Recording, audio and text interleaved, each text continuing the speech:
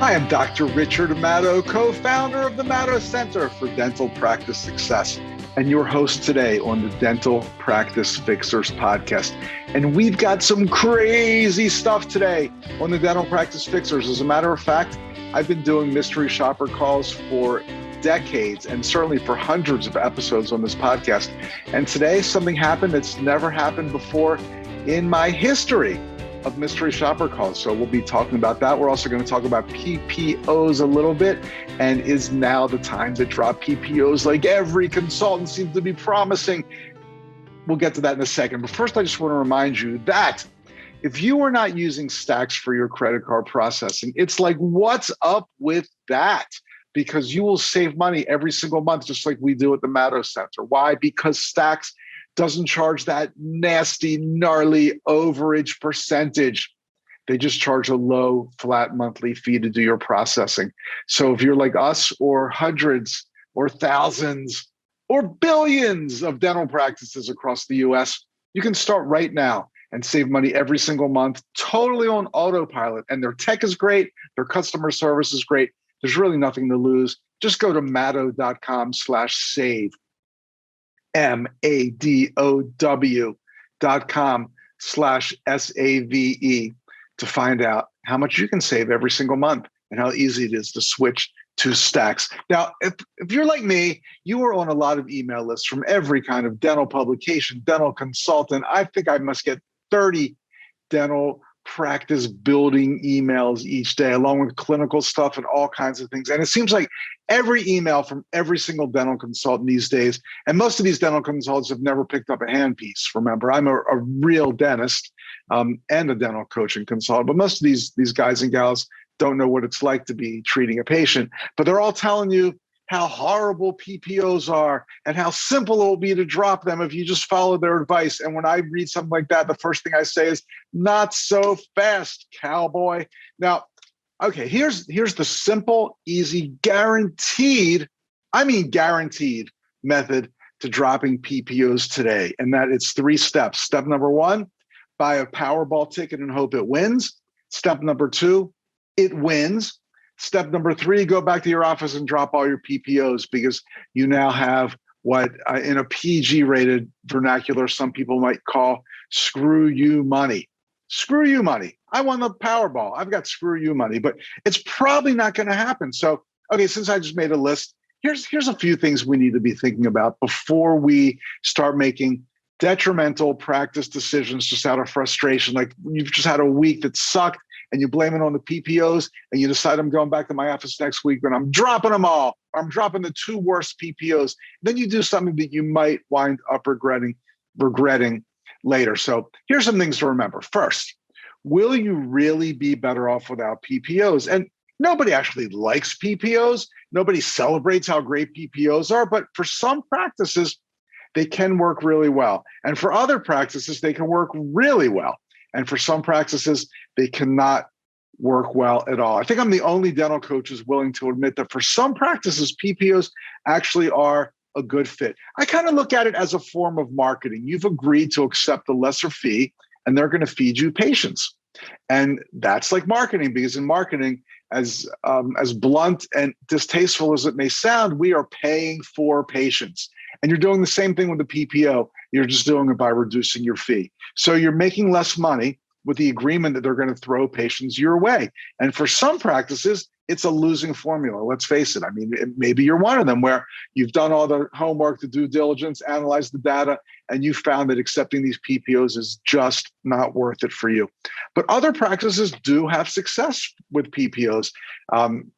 It's typically not the super high-end, low-volume, expensive procedure, large treatment plan, case acceptance type practices. It's more, high-volume practice or bread and butter practice, whatever. But there's absolutely nothing wrong with that, of course. And I think practices that are really good at getting patients interested and excited about services like Invisalign or veneers can make it worthwhile, because you're not doing write-offs in those procedures. And then if you've got a real perio department where you're actually diagnosing, presenting, and treating, scaling and root planing, and keeping your superstar hygienist busy with that most of the day, well, the formula can work. It doesn't mean it will work, But these are things you absolutely need to know before just dropping PPOs in frustration. Now, if you do decide to drop PPOs, it takes planning. It takes a lot of planning.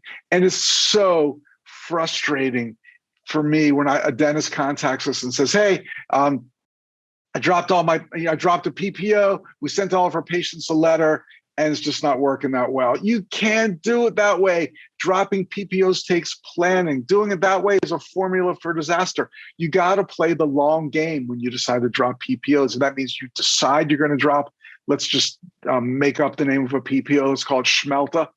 You decide you're going to drop Schmelta Schmental. You can't just drop it. You've got to decide and put a date on the calendar, which is like 1 year from now, we are dropping Schmelta Schmental. And in the meantime, you've got to talk with each patient one-on-one when they come into the practice and let them know why you made this decision and let them know that they can still come in and how that would work and that they're going to get a much higher quality treatment if they continue visiting you. And if you're providing an incredible customer service experience all along, well, you will be surprised how many patients want to stick with you. But it needs to be an actual one-on-one conversation. So it takes at least one, what we might call recall cycle or hygiene cycle. That's 6 months. Better if it takes a year. Because if you just decide I'm dropping it now, I'm fed up, I'm sending everyone a letter, they can do whatever they want, you're going to lose just about everyone. Which brings us to the next topic. Topic number 3 is phone skills. Phone skills. Phone skills. If you are an ex-PPO practice or soon to be ex-PPO practice, headed towards fee-for-service land, you better believe that your front desk team needs superior, I mean incredibly, Mr. Superior phone skills so that when a patient calls and says, do you take my insurance? It's called the world's largest POS PPO. You will have that patient absolutely loving your practice and convinced that they are better off coming to you than that cheapo dentist down the street who will be taking the biggest PSO PPO, POS PPO. Getting my acronyms and abbreviations confused here. So phone skills are absolutely essential. And of course, you need to know your numbers. Before you decide to drop any PPOs, it's essential to analyze your data, know your numbers, and know what they mean. This isn't a decision you can just make by feel. We'll be glad to help you with that. We do it no charge. You can just go to matto.com/numbers. And we'll show you how we can do a no-charge data analysis for you. Or if you're a practice owner, you can schedule a chat with me right on my calendar. Go to matto.com/chat. We'll get on the phone, 30 minutes or so. We'll just chit-chat, shoot the breeze, talk about your practice. It could be about PPOs. It could be about anything, but I'd love to talk with you. The thing is, times are definitely tough. Some of us are still struggling with COVID problems, decreased patient numbers, difficulty in finding qualified team members. Many patients are hesitant to spend money because today's economic situation, whatever it is. So for a lot of practices, this really is not the time to be making any drastic changes. But stick with what you're doing, be tough, do it better than ever. And if you want to start talking about dropping PPOs, remember it's a long game. Put the date on your calendar 6 months to a year from now, then do everything right and know your numbers. And again, we'd be glad to help you with that. Matto.com/numbers. If you're a practice owner, put some time on my calendar, matto.com/chat. I'd love to talk to you. So that's my little spiel about PPOs. It's more important than ever to stop making practice decisions in the dark. So whatever it is, hiring a new hygienist, dropping PPOs, raising your fees, doing some marketing, I don't care what it is, you need to know your number. So please take me up on that offer. Okay. I kind of wanted to keep the theme in our mystery shopper calls today and just maybe ask if this office takes my PPO. So I called a bunch of offices and I got to tell you, I don't know if it's weird. And again, I don't make 100 calls and just play 3 or 4 of them for you. I did these calls right in a row and I had 2 odd things happen that have never happened for me in a row in the history of mystery shopper calls. So I'm going to show you what they are. Okay, let's go for the Command Central and play our first mystery shopper call of the day. Here it is.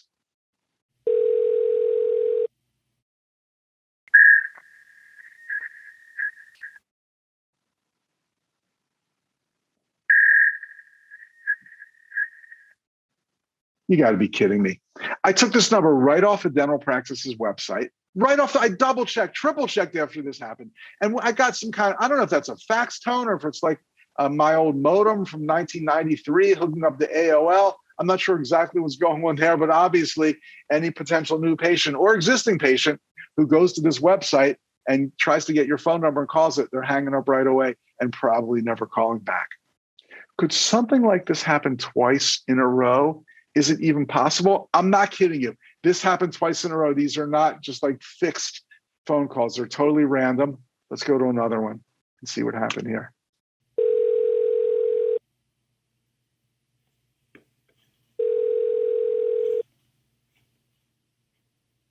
AT&T and Woodhaven, how may I help you? Hi, is this the dental office? No. Now, who is this? AT&T and Woodhaven. Wow, that's really weird. I got you as the dental office. I'm so sorry to bother you then. It's okay. Okay, bye. Bye-bye. Again, I swear, this is nuts. I took the phone number right off this practice's website and I called that number and I got AT&T in Woodhaven, whatever that is. Wrong. I can't believe that nobody's informed them about this. Wrong number right on the website twice in a row. And nobody told them. That's kind of insane. Okay, so now I was in a really funny mood and I decided I'm going to somehow get the right number to this dental practice. So I looked them up online and got the right number. It was not the one on their website, but I managed to get it from their listing. And I want to call them, pose as a potential new patient, and then let them know that they have the wrong number on their website. Let's see what happens. Hi, are you seeing new patients there? Excuse me, what's the question? Do you see the new patients? New patients. Yes, why the question? I'm a new patient. I want to see if you'll see me. Oh, okay. So you like to make an appointment? Yeah, but I want to know first if you take my insurance. What is your insurance, sir? It's called Aetna PPO. Aetna PPO? Yeah. Yes. What is your employer? It's through the state. Oh, not through the state. I'm sorry, but we don't participate through the state. So I can't come to see you? Because we don't have contract with the state. It will be better for you if you call. There is a number there, so they can direct you more what dentists are participating with that insurance. Now, what did my friend Jimmy goes to you? He said it's a good dentist, and but I can't come to you without insurance. Could I come to you and pay cash? Well, without insurance, you can come, but we cannot take your insurance because we don't participate with the state. But you can come, yes, you can. Okay, I see. And one more thing I thought you should know, too. I went to your website, and it was the wrong phone number. I called, and it was like AT&T or something. Do you know you have the wrong phone number on your website? No. What number do you have? Well, the 00 is who I called. That's to get you. That's right. Right. That's our number. Right. But on your website, it says, let me see. I thought you should know. It says 00. Yeah, I'm looking at it right now.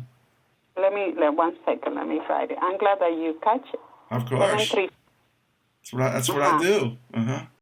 4 and then the other number are okay. Yeah.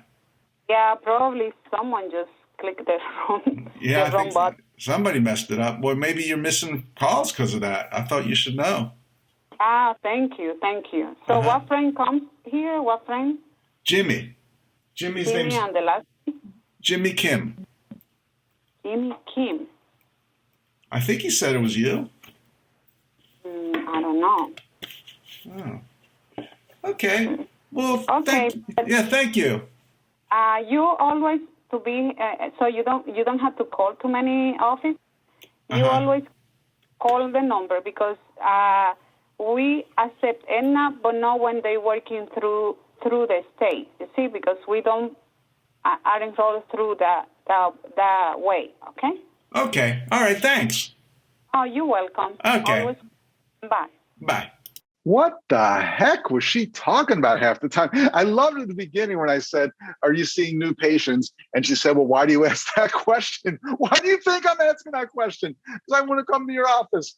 Oh, man, that was just priceless. I love that one. Now, I happen to know that they could see me in this office and I could be reimbursed personally, just like it is with many times this arrangement. I could see them, I could pay their fee, and I could be reimbursed by the PPO. But she never mentioned that. She pretty much said, if I work for the state, I can't come in. And then I said I would pay cash. And she still was very hesitant to get me in, which was just crazy. Then she asked me who referred me, which was nice. I made up a name, of course, so I knew that I wasn't going to be a patient of record. But I don't think she should have said, like, I don't know who that is. She should have just said something like, oh, that was so nice of them. It's possible somebody could refer you and not even be a patient of record. So let's not make it into a negative experience. And then at the end, she just said she didn't know anything. And it was just a mess. And of course, never asked for the appointment. So wow. This is what happens in an office that doesn't even have their right phone number on the website, I guess. Okay, this is just too much fun to end now. Let's do one more call. Hi. Do you see new patients with insurance? Yes. Okay, I've got a PPO. It's through Aetna. Aetna? Sure. Okay. It's a PPO through your employer or through the state? Through my employer. Okay. Yes, we take that. And how does it work with that? You would come in for a visit. You would want to call Aetna and find out your dental benefits to see, how much you're allotted per year. It's not the same as medical insurance. They give you a maximum usually. It doesn't go over $2,000 in a year. They don't cover 100% of everything, only cleaning. So if you needed a crown or a filling, you would have to pay a portion of that. Okay. So you're saying I should call Aetna and find out what they cover? Yeah, okay. Yeah, I would if you're, I can't tell you. We have a computer generated thing that'll tell us what it might, cover, but it's better if you call and get the breakdown of what exactly. Like if you have old crowns, they might say, okay, well the crown needs to be 10 years old or 5 years old. So. Oh wow! So they're actually telling you what you can do. Yeah, it's not like medical insurance, like where you pay no copay or you pay, $10 and you see the doctor to get everything done. It's like, other than a cleaning, you're going to be paying. So what if I have a crown that's like 8 years old and the doctor says it's no good anymore, but Aetna says, well, no, they won't replace it. What happens then? Then the patient has to pay for the crown or wait for the time to be, Wow. Crazy. Yeah. All right. Usually it's only a 5-year one though, so. I don't know how old my crown is. Okay. All right. Well, thanks then. Okay. Have a Cool. good day. Oh, you too. Bye. Bye-bye. Wow, she sure undersold that. I mean, look, they're taking this PPO. She may as well try to get me in as a patient. All she did was say negative stuff about it. She said, well, our computer can generate some stuff, but that's not accurate. You just go call it and find out for yourself. And, they'll pay for a cleaning, but nothing else. I mean, geez, she could have scheduled me for the hygiene visit, got me on the books right then and there. Then when I come in for that, explain a little bit more about how the PPO works. They certainly have enough data in their software to give me a very reasonable and accurate estimate of how it will work. I think it was such a big turnoff. And then, worst of all, of course, she just said, go call Aetna and then call us back later. We don't feel like dealing with you. What a mess. Total failure. Again, they took the PPO, but she didn't even attempt to make the appointment for me. I just don't understand. I just don't get it. Dental practices sometimes are complaining that they're not getting enough new patients. People are calling dental offices and not being appointed. It seems to be the number one overriding lesson of these mystery shopper calls. So, and also today's, make sure your phone number is right everywhere. On your website, Google yourself. It's always good to Google yourself and see what kind of stuff comes up. So make sure all that information is accurate. And that is going to do it for today. I'm Dr. Richard Maddow, co-founder of the Maddow Center for Dental Practice Success. Thanks so much for being with me today on the Dental Practice Fixers podcast. And be sure to go to maddow.com/save to switch your credit card processing to Stacks, where they don't charge a monthly overage percentage, just a low, flat monthly fee. And if you're a practice owner, go to maddow.com/chat. We can talk about any concern you have in your practice. I'll see you soon. Thanks. Bye.